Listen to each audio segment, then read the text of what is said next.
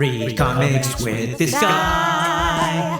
I can see with my eyes. Take a look in a comic book, a reading rainbow.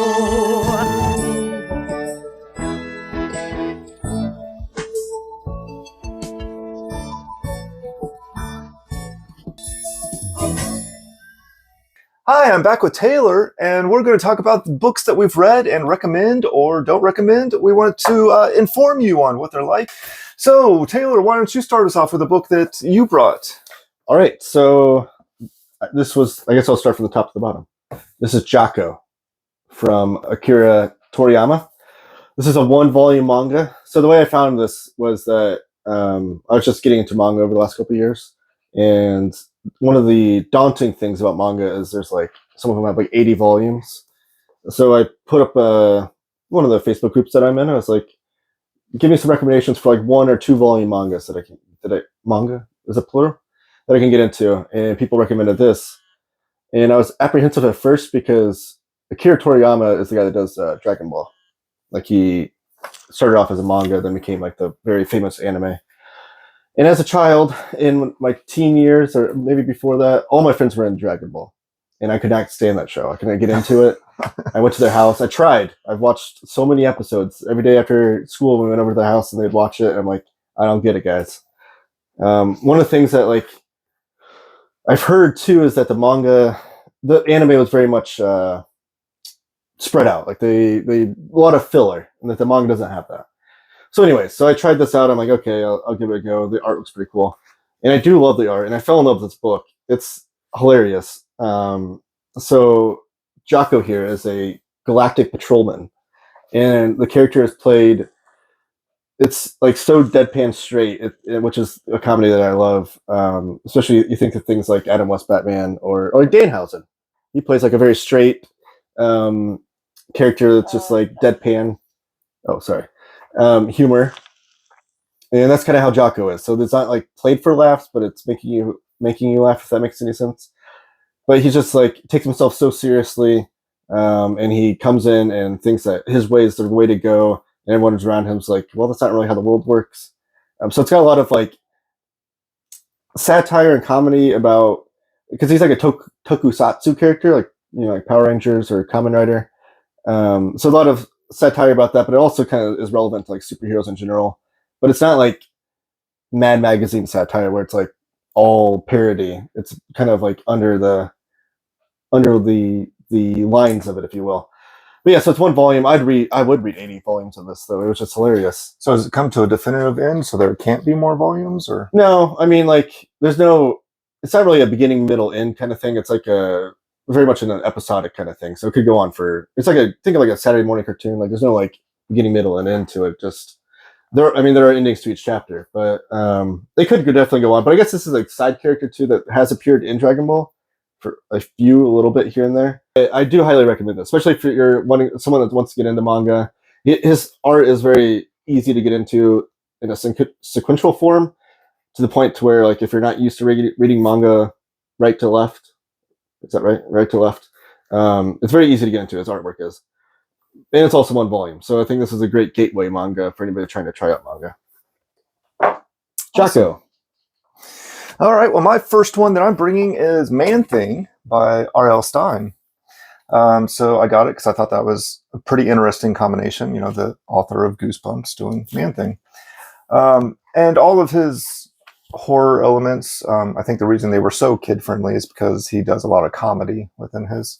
And this one leaned pretty heavily onto the comedy, and I think it was a bit too much at times, a bit too silly for a Man-Thing. But I don't know. But in the back of the book, there was also short stories that were more traditional R.L. Stine type things. It was Chamber of Chills. That's what they were. So they were all like 2 or 3 pages. I loved those. That was my favorite part of the whole trade paperback here. I could have read an entire volume of just those.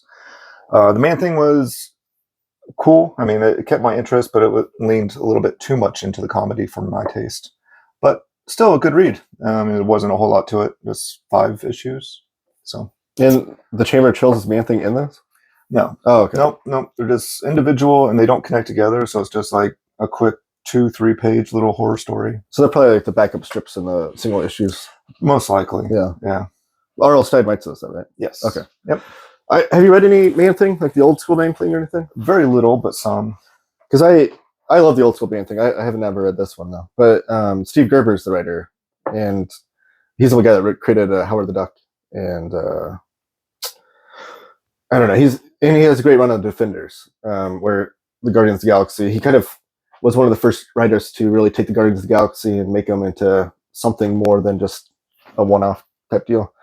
But he's a writer that I really like from the 70s Marvel era. But his Man-Thing run, there were some silly bits here and there. I mean, Howard the Duck debuted in a Man-Thing comic. And there's also a great, oh man, what's his name? There's a barbarian character he created that like literally forms out of a jar of peanut butter. Did he write Legion of Monsters? Because that's something I've been looking to read. What do you know? What era that was? Yeah, not okay. I don't know if he did or not, but he's one of the writers of 70s Marvel that I always explore because he has a lot of fun things, and he also, I mean, we talked about it too. He did Destroyer Duck with Jack Kirby, to where he kind of took on Marvel from a legal standpoint with Howard the Duck. But his Man-Thing run, like if you get like the Man-Thing omnibus for Marvel, like he wrote like 40 issues of the omnibus. But so there are goofy bits to it, but it is played more horror based. So I'd be curious if you would be more into that. Yeah, I mean, it's definitely something that I've wanted to read more on, Man-Thing, and just the like 70s area Marvel monsters in general is something that I keep flirting with and looking at. So I think sometime in the future I'll probably be reading a lot more of those. But. And R.L. Stein was a huge EC Comics fan back in the day. Yeah, and those Chamber of Chills stories remind me a lot of like EC horror. Yeah, but they're just super short and compact, and you know, it's same kind of theme. Like the guy gets his comeuppance, and like that kind of stuff. The just desserts they call it. Yeah, the twist at the end is always like. Yeah, but I enjoyed it. Again, it leaned a little too much into the comedy for what I was expecting from Man-Thing, but the Chamber of Chills stuff in the back was awesome. Overall, good read. My next book is The Complete Works of Fanti Bukowski. One thing I've learned recently is like you say these names in your head so much, and then when you go to say it out loud, you're like, wait a minute, that sounds funny. Fanti Bukowski is his name. This is by Noah Van Sciver, and this person does not exist. It's like a fictional character. But this whole book encompasses... so Bukowski is this writer, the struggling writer, who is an idiot. He's an imbecile, and he thinks he's the greatest writer of all time. He's very pretentious in that matter, very hipster, if you will.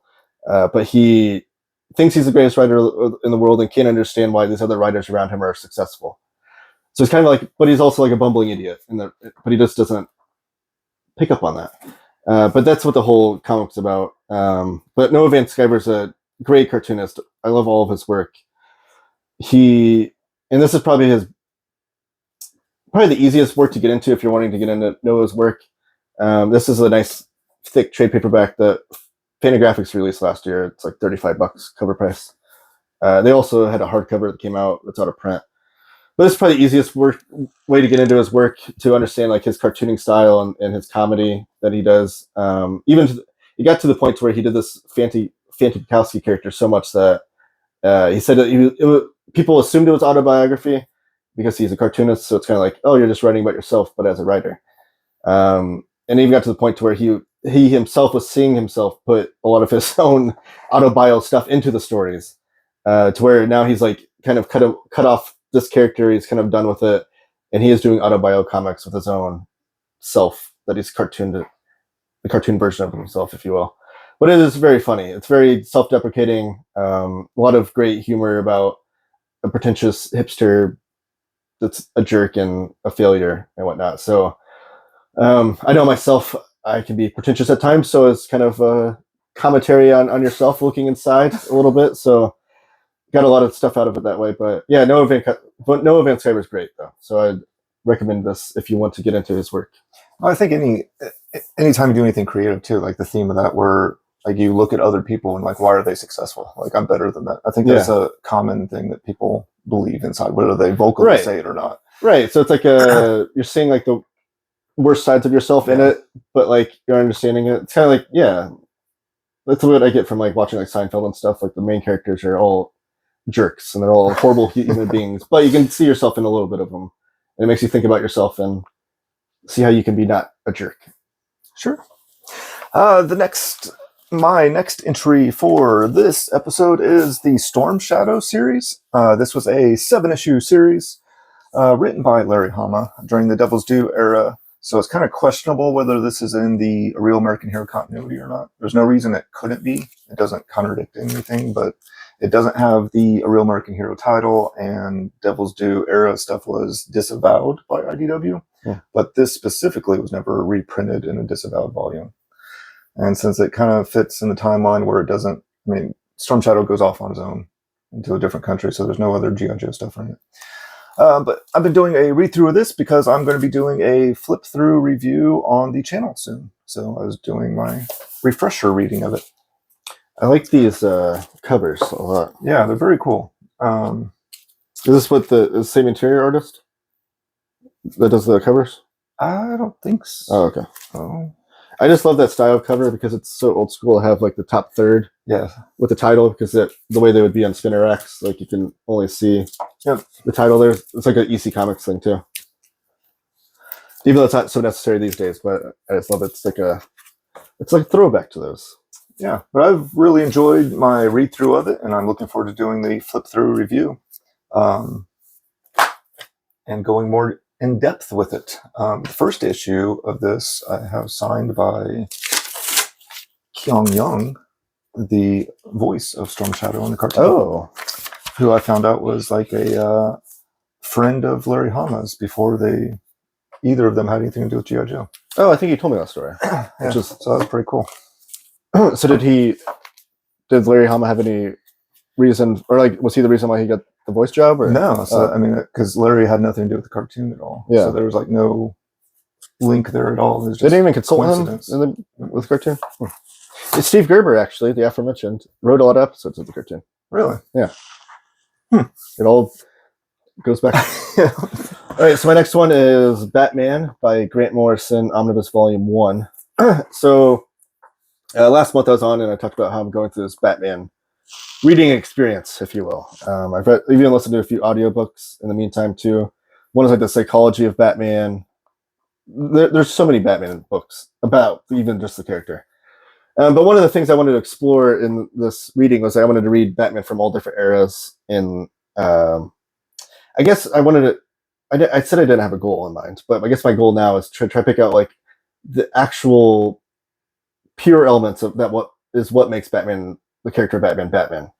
For someone that's wanting to explore all the different eras of Batman, there couldn't be a better read than this experience. This was one of my favorite modern runs that I've read recently. A lot of the big two comics that I read are Silver and Bronze Age, so I haven't really read too many modern runs. But this was, and when I say modern, this is like 2006 to 2008, so it's not even super modern.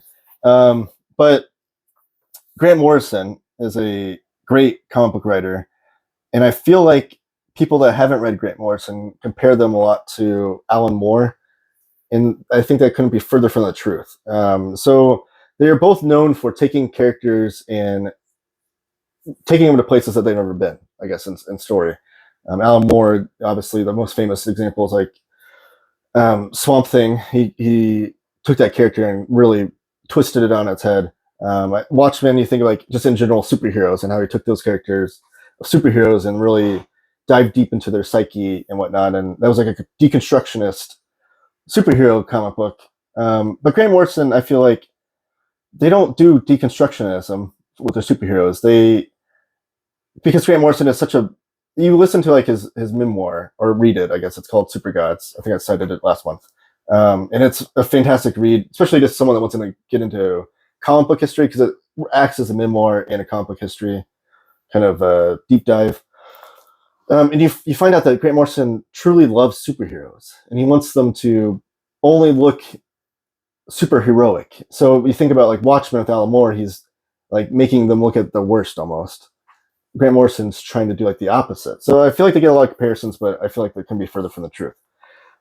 my point here is with Batman here, Grant Morrison explores this character from like the beginning of its history to, well, I haven't read the volumes 2 and 3, but like to the point where the last story in this volume is called Batman R.I.P.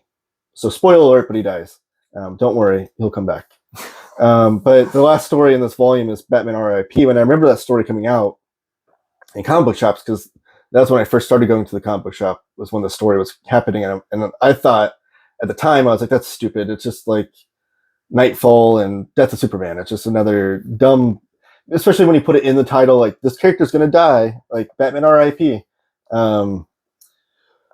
I just threw it away, tossed it away. But really, the whole thing is Batman exploring like everything he's gone through. And there's one thing in this book that is called the Black Case Book, and it's an explanation for Batman's weirder stories. So like in the Silver Age, Batman really kind of got wacky, and not even an Adam West wacky. Like he was like going to space a bunch and like fighting aliens, like totally things they don't imagine Batman doing.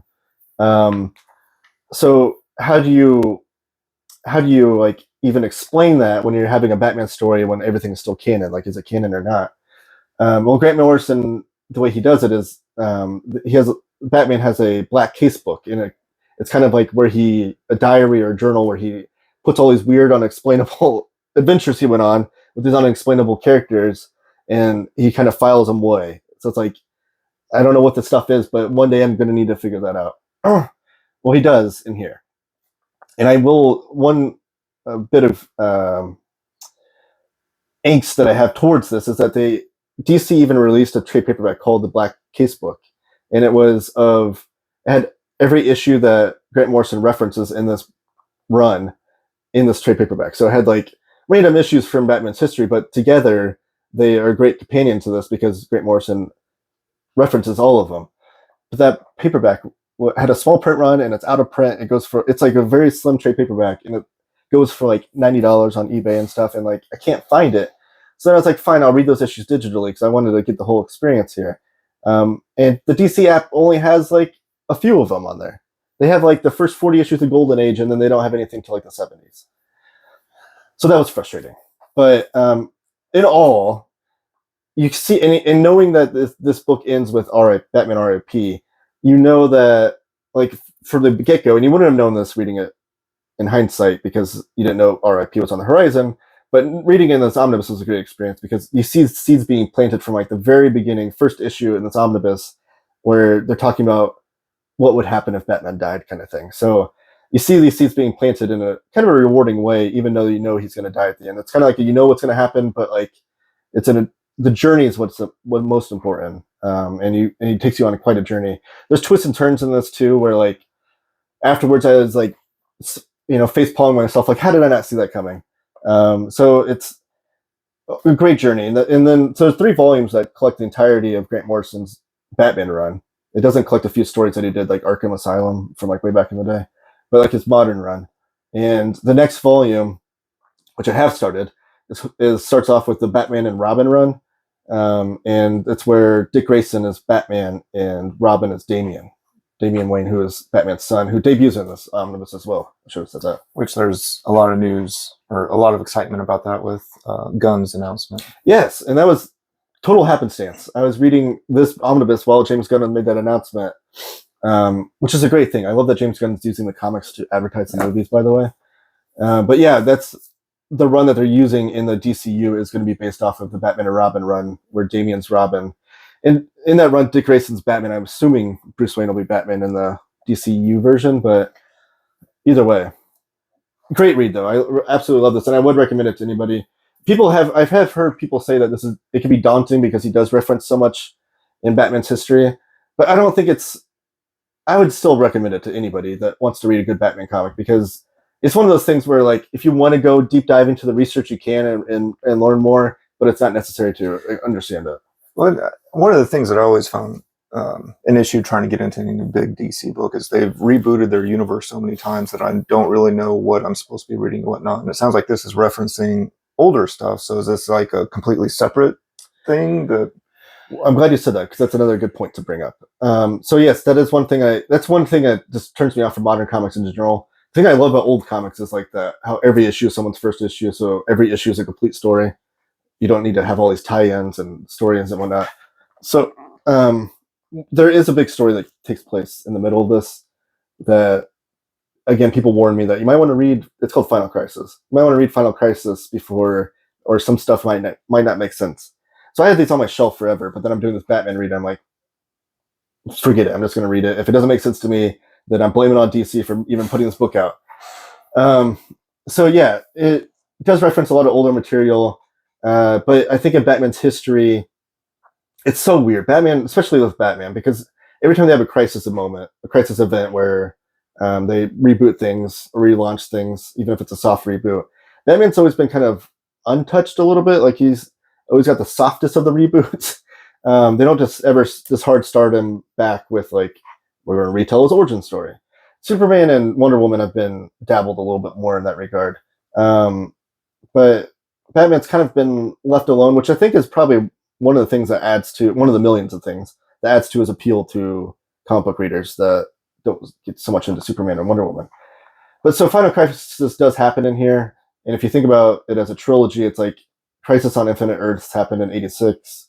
That's what rebooted the entire DC universe. And then there's an Infinite Crisis in the early 2000s with Jeff Johns. And then Grant Morrison himself, themselves, they wrote Final Crisis. And that's happens in the middle of this omnibus. They do have some pages of explanation in there that kind of explain what Batman did. But as a reading experience, I've not read Final Crisis. It kind of explains away why Batman's missing, why he's gone, and why Dick Grayson's going to take over the cowl, if you will. But I just read Batman R.I.P., so in my mind, I was like, well, he just died. That's why he's taking over.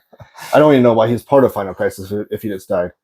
So as a reading experience outside of like those events, like you're saying, like I don't think it gets interfered with that much. At least in my own headcanon, where I just kind of ignored this Final Crisis stuff. But yeah. All right. The next book I read it's a omnibus, soft cover omnibus. It's the Tales from the Clerks. Cool little EC type homage cover there. But this collects, I'm a big fan of Kevin Smith, and this collects all the Kevin Smith comics he wrote up through the Jay and Silent Bob Strike Back movie, I believe. I don't think there's anything beyond that. So lots of different stories in here, but some of them are like additional scenes that fit into the movie. Some of them are connecting stories that connect the movies together. And then there's also 3 issues of Blunt Man and Chronic that were as they would have been written by Holden and Jason Banky. Banky, yeah. Banky. Yeah, because their place was called the Bank Holdup. Yeah, so it's as they would have been in the movie universe, written by them, and the letters pages are kind of fun. They have like letters from Steve Dave and Brody wrote a letter in, so those are pretty cool. Walt Flanagan, then, who wrote a letter in Batman Year One we talked about last time. Yeah, and one of the Walt Flanagan's dog story that was referenced in the movies but never really told. It's told in one of the comics in this. This is really cool. So as a big fan of Kevin Smith, I had a blast and enjoyed it quite a bit. And there were some pretty big name artists that were doing some of the artwork for the different covers and stuff, or the different artwork that was used in Mallrats. So we got the J. Scott Campbell, and I saw Arthur Adams. Yeah, Arthur Adams did some stuff in here, and it's a good list of people. Mike Allred, who Casada. Yeah, Mike Allred did the artwork in Chasing Amy that you see of Blunt Man and Cry. Yeah. So it was a fun read. I really enjoyed it, and it's pretty cool. There's a little introduction letter from Alanis Morissette in there for Dogma. And another one from Affleck. Pretty neat stuff. Yes, yes. So it's got the fancy French flaps. Do you know that's what those are called? I did not. Yeah. No. This has got Jim Mahfood artwork in it. Are you familiar with Jim Mahfood besides this? Not too much. I've seen it somewhere, but in this, I went back and looked at who was doing this and recognized the name. He is awesome. He's a guy that I've gotten into a bunch over the last year or so. And this was like his first mainstream start. He had a really interesting path in comics. He's from St. Louis, I think, but he was doing his own comic called Girl Scouts, which he was subsequently sued by Girl Scouts for calling it that. So then he changed it to GRRL, like Girl Scouts. Oh, I've seen that. Yes. So he's doing that, like, and doing mini comics and stuff. And then I forget how he got. Oh no, that's what he did. Somehow he got in touch with Marvel. And in Marvel, they did. Remember Generation X, like that team? He did a one-off annual that's called like the Underground Generation X, and it's like a single issue, and it's awesome. But he did that, and then Kevin Smith grabbed a hold of that, and then that's how he called up Jim Mahfood to do Clerks art. And then Jim Mahfood's taken off since then. But Girl Scouts is fun. I think you would probably enjoy that series too. It's got a lot of, it just like has like a lot of punk rock feel. I think he did Tank Girl art. It's a lot of, so Girl Scouts is a lot of largely inspired by Tank Girl, but also like just like there aren't roller derby girls in the comic, but it's got that feel to it of that kind of just a girl gang going off and doing crazy stuff. But the most recent Girl Scout series came out last year, and it was really good. Yeah, but there's a current title going on. I think Tales from the Quick Stop. So maybe initially there'll be another volume like this, but this was pretty cool just having it all in one place. Yeah, I think this is an older book too. I think it's out of print, isn't it? Yeah, I know it's. Have you had this for a while? I bought it used, and I have had it for a little while. But yeah, it looks like it was a first printing in 2006. Yeah, so there you go. Yeah, so it's been a little time. I don't know how much other content there is, but maybe there could be another volume someday. But if you like Kevin Smith, you'll probably enjoy reading this stuff. You know, tons of dialogue, shockingly, because that's what he does. Speaking of tons of dialogue, I have an old Silver Age comic book here. So this is Legion of Superheroes, Silver Age Omnibus Volume 1. And this was an absolute blast to read. So one thing, I absolutely love Silver Age Marvel. Like I always, my hyperbolic declaration is always it's the greatest achievement of fiction. Because just like the amount of characters and everything they explored and created in that short little window of time, it's fantastic. So one thing that's kind of tapered off from my love of Silver Age Marvel is to explore Silver Age DC. And I have found a few runs that I really, really enjoy that are not so DC-like, if you will.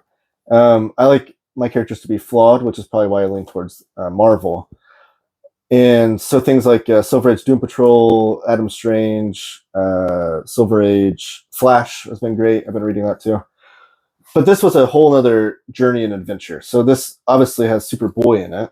Well, I said obviously, but he's not on the cover. He's on the back. So this is, in what I've since then explored is that like Legion of Superheroes in general has its own like niche fan base that are like diehards, and like it's almost its own little pocket universe within DC. It does interact with DC characters at times, but it's this huge lore of characters that I've since bought a bunch of all the hardcovers that are available, which is not vast amount, but that I can get my hands on with Legion of Superheroes because they span years and decades. But the most endearing thing about it is that the first issue starts off with, and it's written by Otto Binder, who's a great old sci-fi pulp art writer. But it starts off with Superboy, because this is back when Superboy was just adventures as Clark Kent as a kid, which didn't always. It was, I don't want to get into that. Well, the whole super universe, they did the first Crisis, I think, where they kind of reset that. That was a good idea. Like, yeah, it was. Let's get rid of the super pets and right. all the other super. Well, whatever. So Superboy, though, the way it starts off is travels to the 31st century. So this largely takes place in the 3000s. And he encounters 3 teenagers that have superpowers. And I think the first issue, I thought the cover was on the first issue. Yeah. So the first cover is like them at this, like, it looks like almost a game show, but they're like judging him, like, are you worthy to be a superhero in the 31st century? And they all vote. I think they all vote no on the cover. Oh, yes, this captions, I'm sorry, Superboy, but we cannot admit you into the superhero club. It's like Cosmic Boy, Lightning Boy, and Saturn Girl. All their powers are like a name and then a boy or a girl. So it's very ridiculous, but it gets even better because then there's the characters. There's so many characters in this. It seems like every issue you're meeting a brand new character with new powers, or they're doing that same thing. Like they're having they have this annual meeting where they have all these superhero characters come in, or super powered characters, and they deem whether they're worthy to be in the superhero club or not.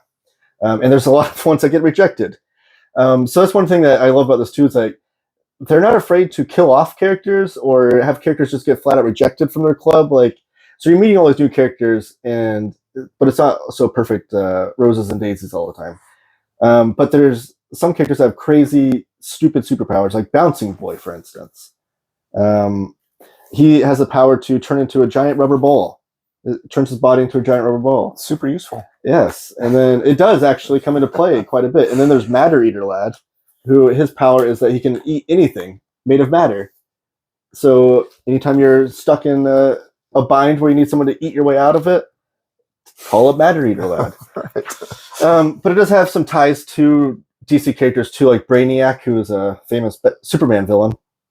There's Brainiac 5, so like the 5th generation Brainiac, and he's actually a good guy. But at first they're like, wait a minute, we've heard stories from the 21st century about, or I guess the 20th century, because this was in the 60s, or 50s even.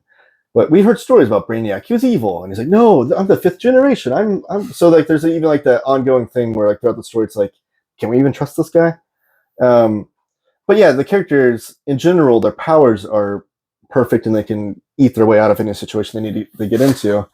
But the stories themselves, what makes them endearing characters is that what binds them together as a team and the cooperation together, whether they can trust each other and go on these ventures and stuff like that. So it's just a blast. Like if you want colorful, goofy characters, that in every issue you're learning about new characters and stuff, it was just charming from the get-go. From the whole thing, I was just smiling from how stupid in a charming way this whole comic was.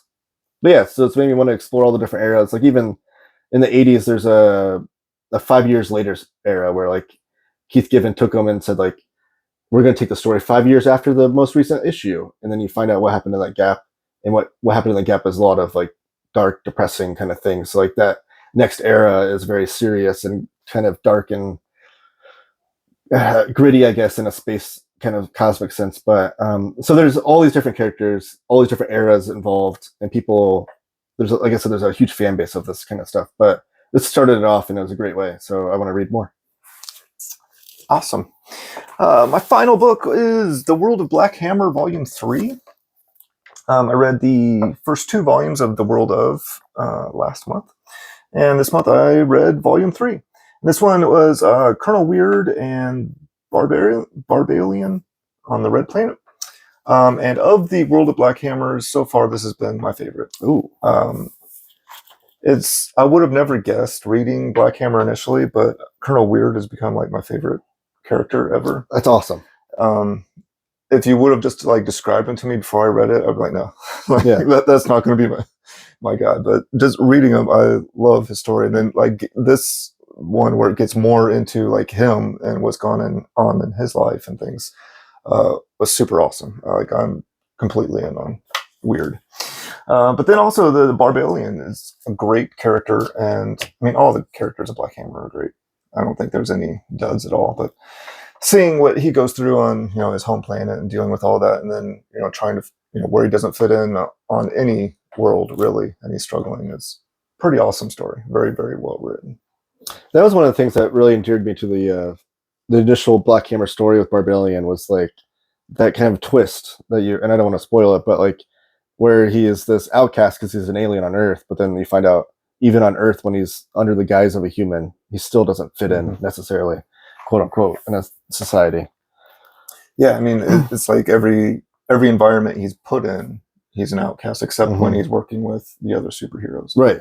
So that's great about Colonel Weird, though, that you love him, because I wouldn't have pegged you as being into this character, because he's got a lot of metaphysical or metal, like, not magic, but like, yeah, it's, from what I know of your taste in superheroes, you're more into like the dark, gritty, like more realistic kind of things. Yeah, more street level type stuff is usually my thing, but I really appreciate the weirdness of Colonel Weird. Yeah. So yeah, I would have never pegged him as my favorite, but he has become my favorite. I think it's a lot I mean, Jeff Lemire is just such a great writer, but I think it has a lot to do with he's able to tap into the human side of what makes him what you're able to relate with as a human, which is what I appreciate in most characters. Why I'm able to, even like Legion of Superheroes, like what makes me I can't relate to this character. I can't relate to Bouncing Boy. I can't turn into a giant rubber ball. But he does have some human aspects to him that I can relate to him. Some of the struggles he has. Same things with this. Like, you can't relate to Colonel Weird and his abilities, but you can relate to him with his own professional struggles trying to achieve the things he tries to achieve. And I think so. Where are your Black Hammer books? Oh, so you have number 4 to go. Yeah. So I thought that they were like wrapping up where they need to like complete the library editions, but there's a Colonel Weird hardcover coming out soon, but I think it's like standard size. No, it says library edition actually. I don't know. I'm really curious about how this book's going to come out because I think it's going to be a library edition, but it's just the one story. I don't know. I'm curious. The story that's in here, or a different story? I think it's a different story because what's this one called? Cosmogog. Yeah, see, I think it's called something else. That's the one that's throwing me off. And then also there's a trade paperback that just came out, or it's coming out this week, and it's called The Tales of Black Hammer. The Last Days of Black Hammer, somebody correct me, I don't know. But I think it's called Last Days of Black Hammer, and it tells the story of the Black Hammer character before the first library edition. It's like the Black Hammer character that starts it all off with his the hammer, that they all find him on the farm and whatnot. So that, I don't know, it's very confusing because I know there's two regular sized library editions that tell like the normal story of Black Hammer, and there's supposed to be a third one that tells like, I think it's called Black Hammer Rebirth or Reborn, and that's 12 issues. That's like the one that Jeff Lemire just wrapped up. But then this Last Days of Black Hammer, where's it going to go? My point is, there's all these other comics coming out. I don't know how they're going to fit into these library editions because I know you like to collect them like this, and as do I, because they're beautiful. One important note that I will bring up, though, is that Jeff Lemire signed an exclusive contract with Image recently. It's where all of he's only been working with Image now. It's kind of the same thing as Brubaker and Sean Phillips did, how they're exclusive with Image. But he has stated that Image will allow him to continue Black Hammer. And I know he's doing some Black Hammer stories that are coming out on his Substack. He's part of that Substack thing. But he keeps talking about how he's wrapping up Black Hammer. I assumed it was just like tie a bow on it for now, and he'll revisit it later in his career, maybe. But it's just such a great universe that he's created that I feel like there's so many different things he could do with it. Yeah, and I think this is the first time you get to see the big bad guy, right? What's his name? I always forget his name because it seems like some of the other. It's a very like generic name almost, like on purpose. It's a dark side character, right? Yeah, that's who I always think of. No. The anti-god? The anti... I don't know. But you get to see him for the first time in here. You hear the story during the normal Black Hammer books, but this is the first time you actually get images of him, I think. Yeah, I think that is. But I'm glad you're enjoying Black Hammer still, though, and I hope that they continue the library editions, and I hope that Jeff Lemire does continue the reverse, because I feel like it could keep growing forever. For sure. I mean, there's quite a bit there. But I think that's our reading for the month. Do you have a pick of the month? I do, and it's very easily going to be Batman by Grant Morrison. I think it's sometimes books just hit you at the perfect time, and that's why I very much am in favor of reading when you're in the mood. That's why I'm always reading like 10 different books at once, because I don't want to read a book when I'm not in the mood. Like, I don't want to read a Batman book if I'm in the mood for an autobio comedy book or something, because then I'm just going to hate it. And I don't like forcing myself to read through a book too, where I'm like, I just got to finish this thing. I want to read it when I'm in the best mood so that I'll have the best odds of enjoying it. But this book hit me at the perfect moment because, like I said, I was exploring Batman, and this is a total exploration of Batman. And Grant Morrison takes you on a journey. And even though, like I said, I knew at the end of it, Batman was going to die at some point, or he was going to rest in peace, if you will. The journey getting there still had a lot of twists and turns that I was not expecting. So I just had a blast reading this, and it was a book that I couldn't put down. Easily my pick of the month. Awesome. My pick is the last one I talked about, the Black Hammer, World of Black Hammer. I've loved all the Black Hammer books, but this one really stands out as far as the world of Black Hammers. Anyway, this is definitely my favorite so far. So definitely check those out. But you don't have to take our word for it. You can visit your local comic book shop. Did I do that right? Sure. Okay. So come back next month and we'll do all this again. I hope you like it. If you do like it, like the video, share the video, and if you're not already, subscribe to the channel. Thanks.